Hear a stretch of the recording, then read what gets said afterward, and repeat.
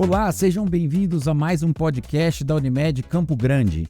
E hoje o nosso tema é o derrame, ou AVC, e estamos aqui com especialistas na área. Estamos com o Dr. Rodrigo Quadros, que é médico emergencista, já sócio aqui do nosso podcast, né, Rodrigo? Tu vai aqui direto conversar com a gente. E o Dr. Gabriel Braga, que é neurologista especialista na área. Tudo bem com vocês? Oi, André. Prazer estar aqui. Oi, Rodrigo. É uma satisfação estar aqui com vocês. Pra mim também. Muito obrigado pelo convite. Satisfação estar aqui com o professor Gabriel Braga. Tá bom. Gabriel, vou começar com você. Primeiro a gente precisa esclarecer, às vezes a população em geral tem uma dificuldade de diferenciar, né?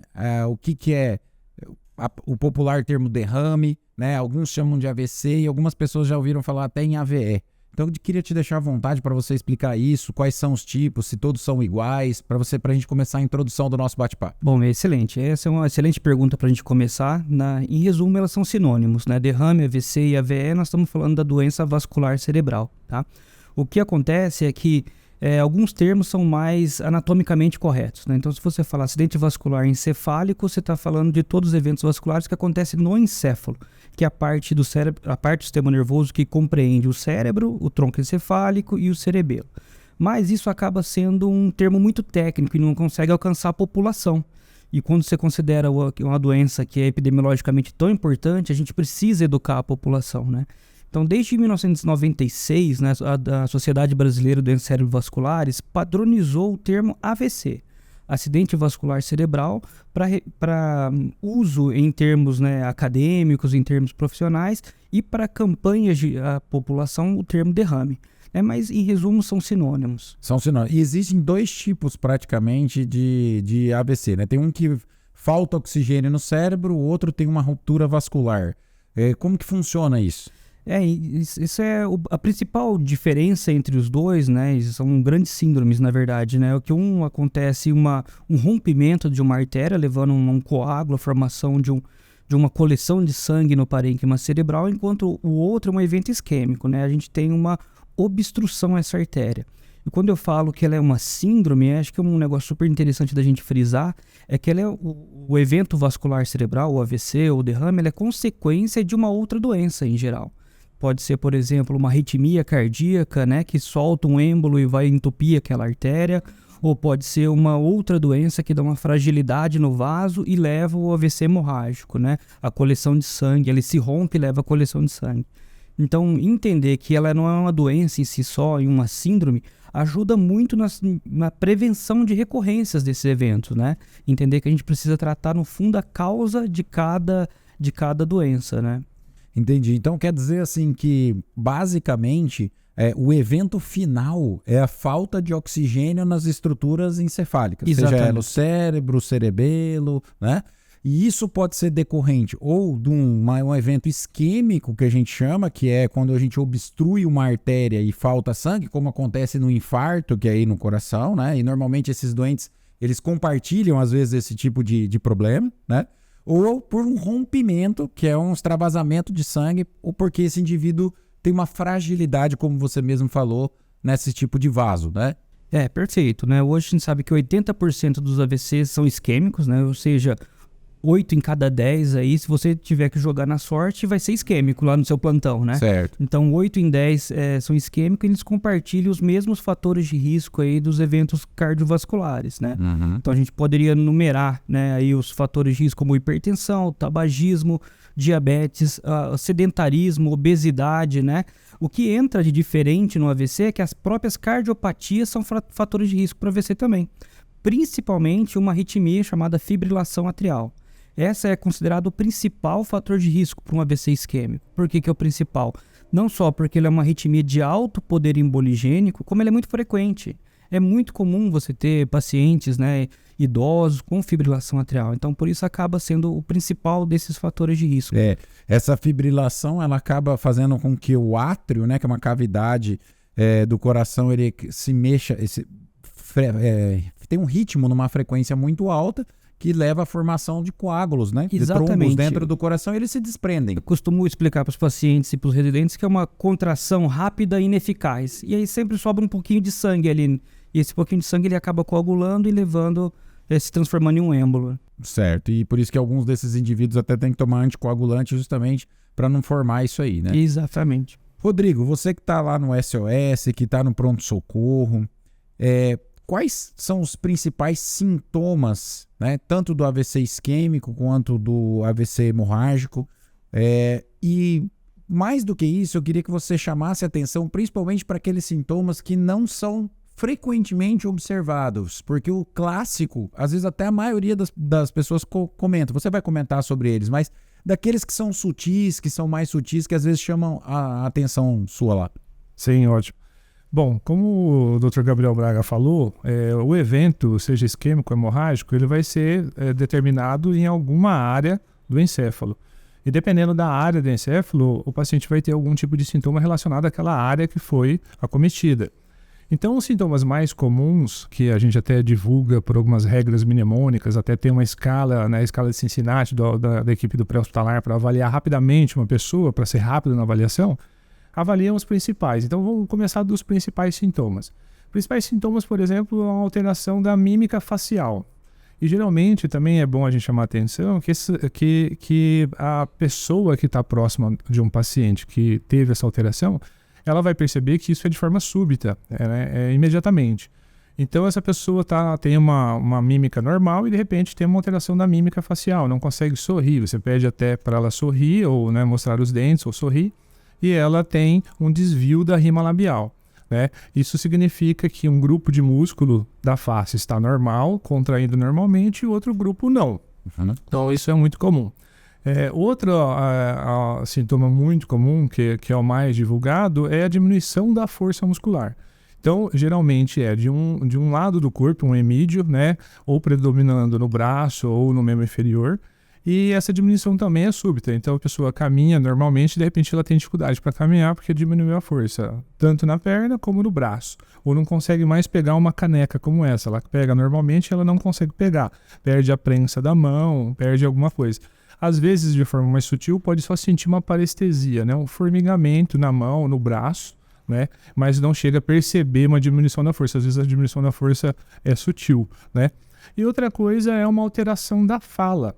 Então, tem duas alterações mais comuns, né? Então, a pessoa ou ela não consegue articular a fala, então ela tenta falar e a fala sai incompreensível. Uhum.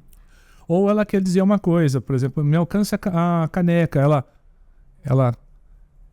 E não ela consegue. não consegue dar o nome de caneca. Ou você fala, o que é isso aqui? Ela sabe que é caneca, mas ela não consegue falar. Então, ou ela tem uma afasia ou ela tem uma disartria. E também de grau variado. Então, esses são os mais comuns. Até tem uma regrinha, né, que usa, né, até pega a palavra SAMU e fala, né, o S do SAMU pede para a pessoa sorrir, para você identificar se está alterado o sorriso. O A pede para ela abraçar alguém, né, porque ela levantar os braços para abraçar. Para ver a motricidade, tudo. Está alterado. O M de cante uma música ou fale uma mensagem, né, repita uma mensagem. Você fala uma mensagem, pede para ela repetir. Ela não consegue. Então, se está alterado uma dessas 3 letras, completa com SAMU, que é de urgente. Isso é uma situação de urgência, então peça ajuda, ligue para o SOS, ligue para o SAMU, vá rapidamente para o hospital. Bom, mas isso são os sintomas mais comuns. Agora tem outros sintomas que não são tão comuns e às vezes se confundem com outras doenças. Por exemplo, alterações do equilíbrio, né? Pacientes, por exemplo, paciente que tem fatores de risco, como o Dr. Gabriel falou, e começam a ter náuseas, vômitos, mal-estar, uma sensação, uma tontura, né, uma vertigem, e isso pode ser um sintoma de AVC. Outras alterações, como por exemplo a alteração da acuidade visual. Então ela tem uma visão normal e de repente ela tem uma alteração de um campo visual. Então no campo do visual externo do olho esquerdo começa a ficar alterada, ela vê tudo embaçado, não consegue perceber. Então, ela se tem esses fatores de risco, você tem alguém em casa que tem esses fatores de risco, tem que ficar atento para conhecer, reconhecer isso e pedir ajuda rapidamente. Outra coisa que também, até na verdade é comum, mas não é divulgado nessas regrinhas mnemônicas, é o rebaixamento do nível de consciência.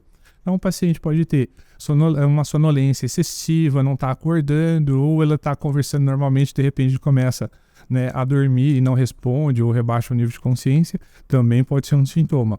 geralmente mais associado a um acidente vascular cerebral hemorrágico, mas não significa que seja um hemorrágico. Às vezes um acidente vascular cerebral isquêmico extenso pode causar também esse rebaixamento de consciência. E muita gente acha também que um dos únicos sintomas é a cefaleia, né? Que é a dor de cabeça, né? Isso. Ela é comum nesses casos? O paciente pode ter, Gabriel, AVC sem dor de cabeça? Então, isso que nunca é demais a gente deixar de lembrar, isso que o Rodrigo falou, que é super importante. A característica súbita é o que mais marca. A característica súbita do quê? Do déficit, né? E quando a gente fala déficit, a gente está falando de perda. Então você pode resumir tudo que for problema neurológico, que de repente você perdeu a função, como provável AVC. Não necessariamente dor. Então assim, se você está tendo um problema na visão, que você perdeu visão, metade da visão, você perdeu consciência, como o Rodrigo falou, você perdeu equilíbrio, você perdeu motricidade, perdeu movimento, isso aí pode ser um AVC. E aí, ao contrário do que acontece na cardiologia, por exemplo, onde você tem um alarme, né, que é a questão da dor forte, muitas vezes o paciente com AVC, ele fica lá na sala de espera, na emergência, quietinho, muitas vezes ele não consegue falar, porque ele perdeu a fala, e daí ele não vai reclamar mesmo. E sendo que vai ser a doença que você mais precisa de agilidade para tratamento, porque você tem uma janela terapêutica muito curta, né? Então a gente, em geral, vê fenômenos de dor em uma minoria dos casos, né? Isso que eu queria forçar, a dor né? Que é uma minoria dos casos. Uma minoria, e geralmente essa minoria pode ser, né, associada a eventos hemorrágicos, em que você tem aquele rompimento com o acúmulo do vaso lá, né? Com o acúmulo do sangue, né? Rompimento do vaso com o acúmulo do sangue. Raramente você pode ter algumas outras doenças inflamatórias, né, que a gente chama de vasculite, que pode dar essa questão de dor. Mas, em geral, é déficit neurológico súbito e indolor. Né? Então, eu queria aproveitar essa pergunta, que ele já tocou mais ou menos no tema, da importância da velocidade do atendimento, né? Na verdade, do reconhecimento, porque ninguém vai ser atendido se a gente primeiro não reconhecer. Por isso que é importante que a gente começou por essa parte do diagnóstico e até do diagnóstico que é feito pelos familiares ou para alguém que está perto, né? É importante reconhecer isso para levar o mais rápido possível ou chamar ajuda, né? Isso. E aí a gente sabe que durante muito tempo a gente estudou, décadas atrás, que assim, normalmente esses pacientes com AVC, eles eram assim, poxa, AVC aconteceu, não tem o que fazer, né? E isso mudou muito nos últimos tempos, né? Então a gente sabe hoje, queria que vocês comentassem qual é o tempo ideal. A gente sabe que quanto mais rápido possível, mas o que a gente pode fazer para esse paciente para que a gente reverta esse quadro ou minimize muito as complicações futuras que esse paciente tem? Eu deixo vocês à vontade, quem quer começar? Rodrigo, posso falar? Uma história curtinha que eu acho que é bem ilustra bem isso aqui. Essa conversa toda de tratar AVC é muito nova, entendeu? É de 1996 para cá. Em 96 foi publicado o artigo NINDS lá, onde demonstrou-se que existe uma medicação que se data nas 3 primeiras horas, diminui em 30% a sequela desses pacientes. Esse foi o resumo da ópera. Parece que foi uma revolução, poderia-se pensar que foi só uma revolução no campo da neurologia. Só que não, foi uma revolução em todos os sistemas de atendimento pré-hospitalares e portas de emergência. Porque a doença, como você falou, que era considerada a última das prioridades no seu plantão, ela se transformou a primeira, porque ela deveria ser tratada ali dentro das primeiras 3 horas inicialmente, nesses primeiros estudos, né?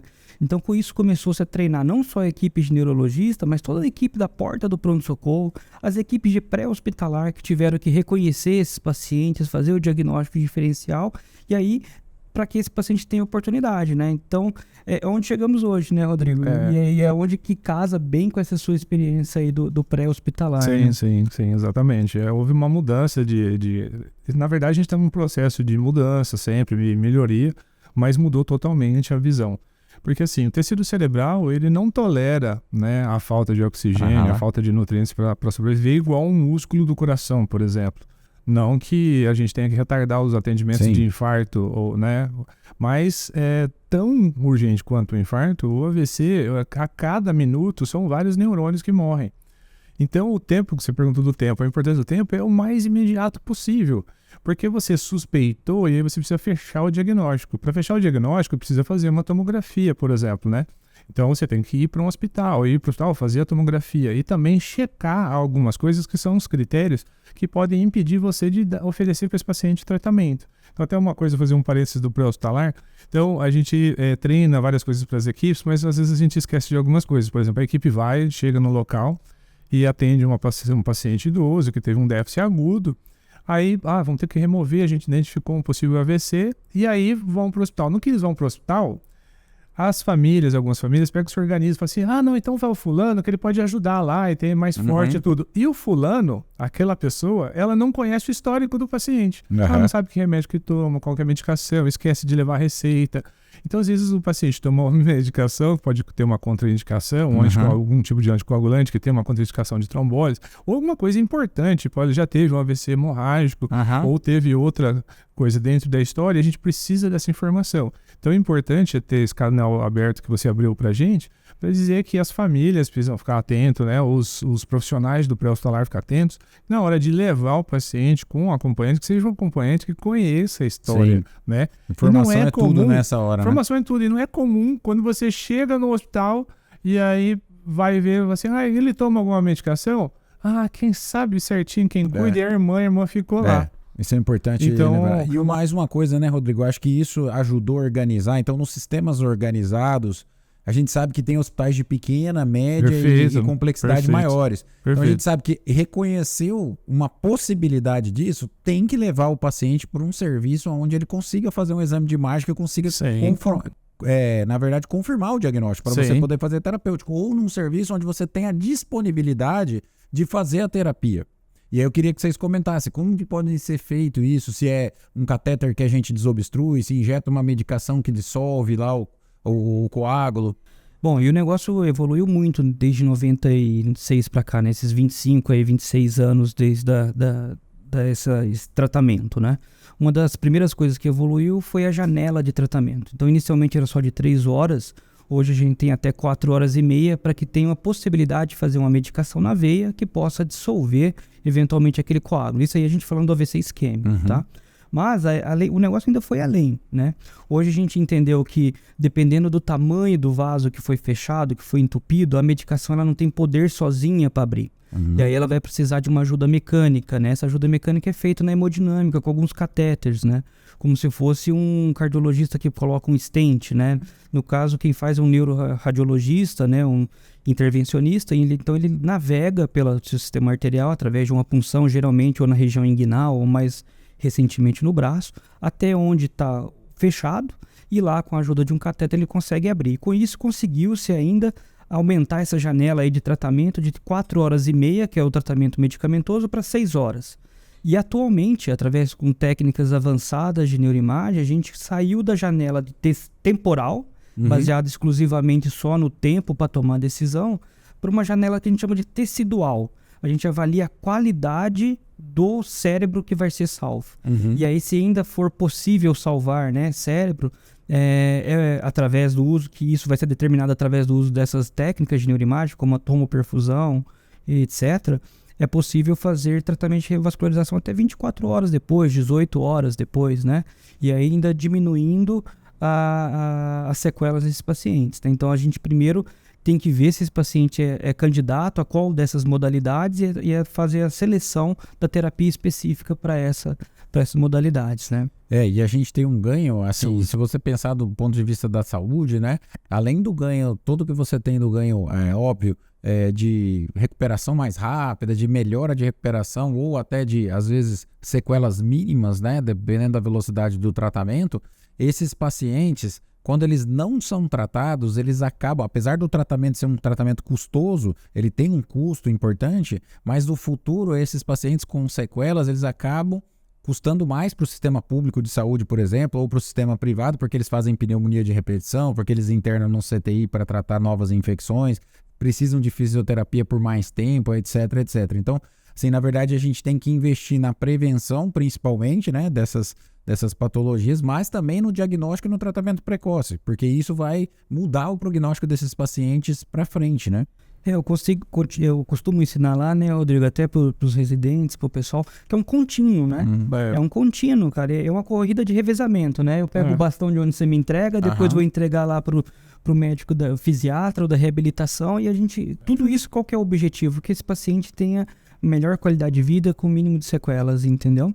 E se essa sequela vai ser por complicação da evolução natural da doença, é que a gente quer evitar, né? Então, e isso a gente reforça que é tanto menor quanto mais ativo e mais rápido foi esse tratamento na primeira fase, né? Então, tempo é cérebro, que é o nosso jargão, né? Tempo como cérebro. na cardiologia, né? Tempo é músculo cardíaco, aqui tempo é cérebro, a gente sabe disso.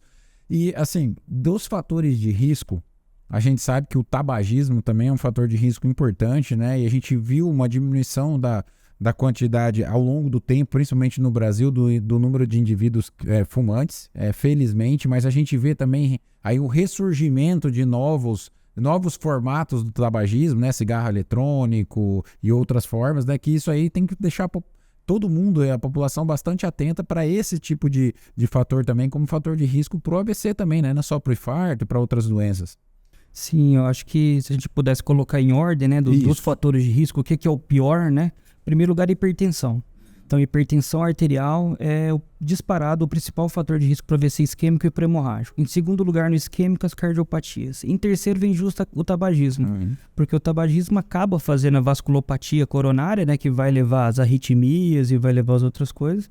E também acaba sendo o fator de risco para outras complicações, né? O paciente acaba desenvolvendo neoplasias, que também dão um tipo de complicação neurológica chamada paraneoplasia, que leva a AVC também. Então, dois golpes numa porrada só, né? Rodrigo, lá no pronto-socorro, o paciente fez que esses pacientes que são submetidos a esse tipo de tratamento, seja um medicamentoso ou enquanto eles aguardam esse tipo de tratamento ou depois do tratamento, quais são os cuidados que a gente deve ter com esse paciente? Ele pode ficar, por exemplo, num quarto sozinho? Como é que é feito isso aí? Não, na verdade, antes desse paciente chegar no hospital, a equipe pré-hospitalar deve comunicar ao hospital. Excelente. E o hospital, antes de atender e receber, deve ter protocolos de atendimento para esse tipo de paciente.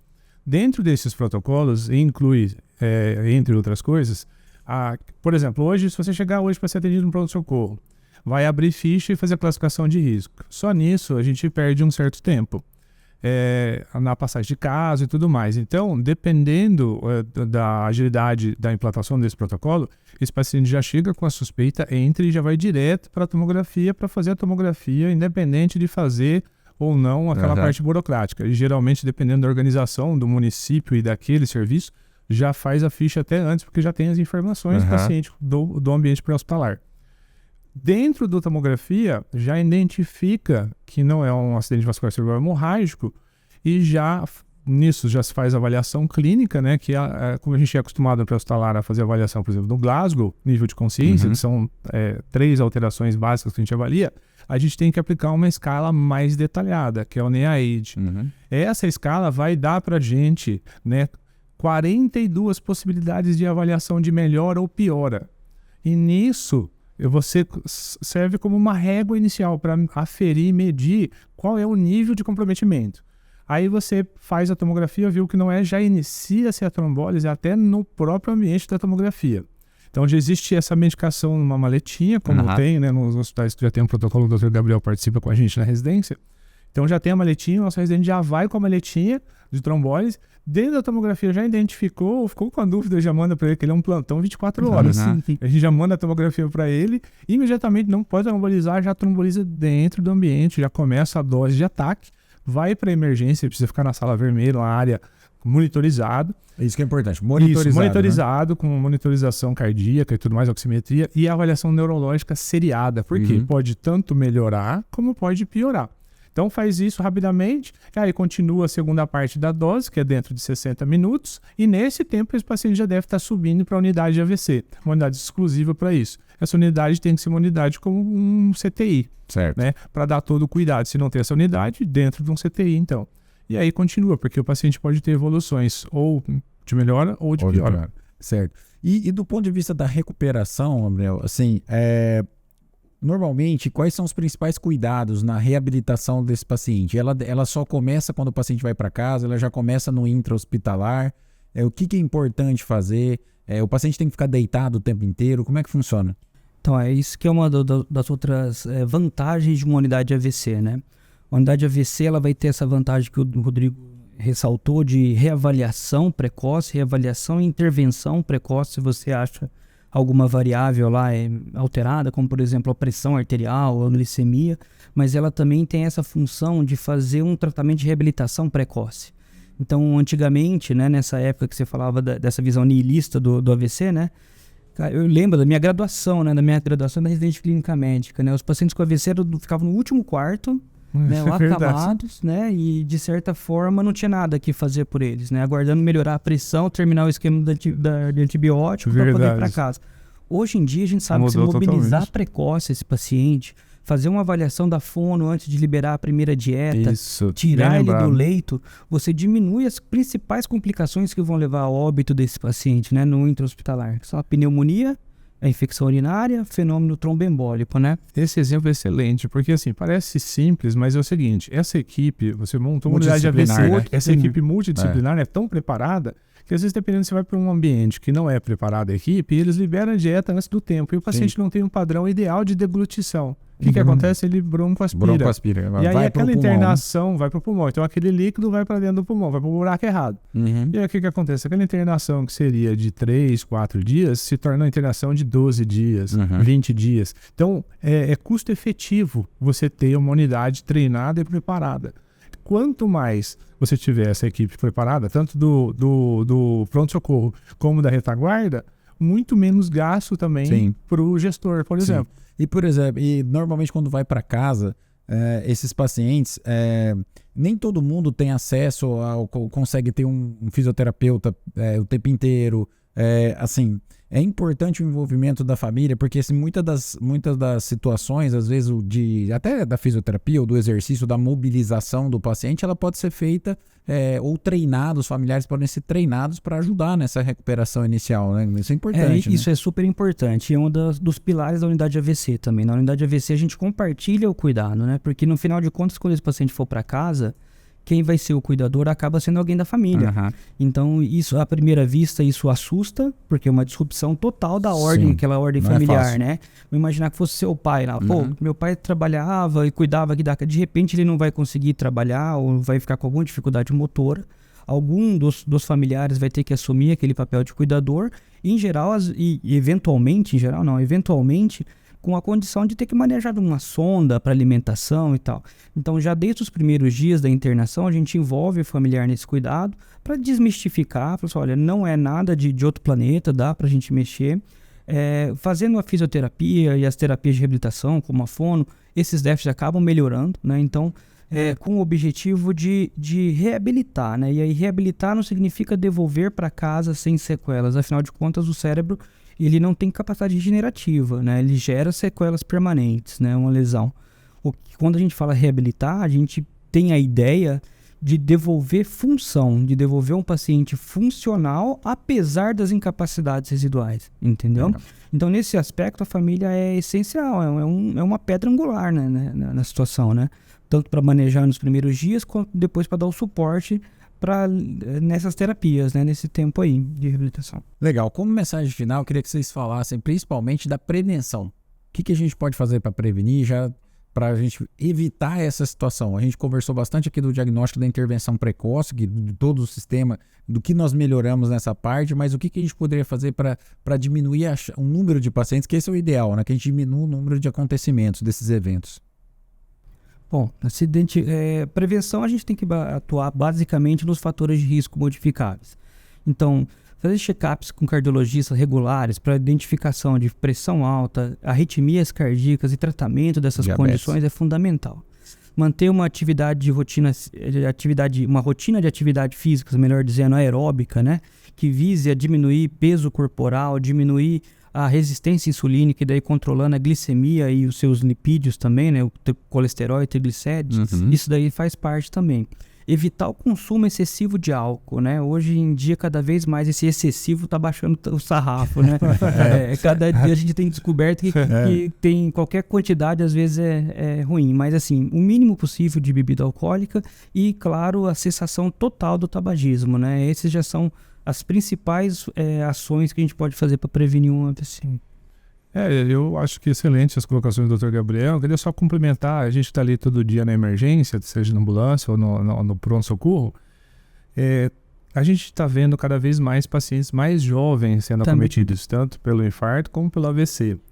E essas pessoas têm um planejamento. Essas pessoas estão planejando casar, estão planejando aumentar a empresa, a fazer uma viagem. Então essas pessoas têm um planejamento e na verdade a pessoa vai seguindo a vida dela. Então a gente vive também uma situação moderna que não pode falar isso, não pode falar aquilo, mas na verdade a gente tem que falar sim. A gente tem que falar assim, olha, se eu estou acima do peso, eu preciso diminuir o peso sim, porque são condições de saúde. Ah, eu tô fumando socialmente, é legal, posso tudo? Pode, mas tem consequências. Você tem que saber das consequências. Sim. Então a gente tem que pensar sim na prevenção e tem que pensar que pode acontecer com você ou com uma pessoa bem próxima a você. E aí você tem que tomar consciência disso. Legal. Moçada, muito obrigado pelo papo. Assim, a gente podia ficar conversando aqui mais um tempão. Mas assim, papo super legal. Acho que foi bastante esclarecedor. Tem muita coisa legal nesses 50 anos da Unimed acontecendo, que esse ano nós estamos fazendo Legal, 50 anos. isso. Vocês fazem parte disso. Levar informação de qualidade para quem não está assistindo aqui é bem importante. E assim, só tenho a agradecer vocês aqui. Eu acho que vocês passaram uma mensagem assim extraordinária. E para quem nos assiste, é uma honra tê-los aqui realmente. Cliquem nos nossos links, curtam as nossas redes sociais e até a próxima. Valeu, muito obrigado. Tchau.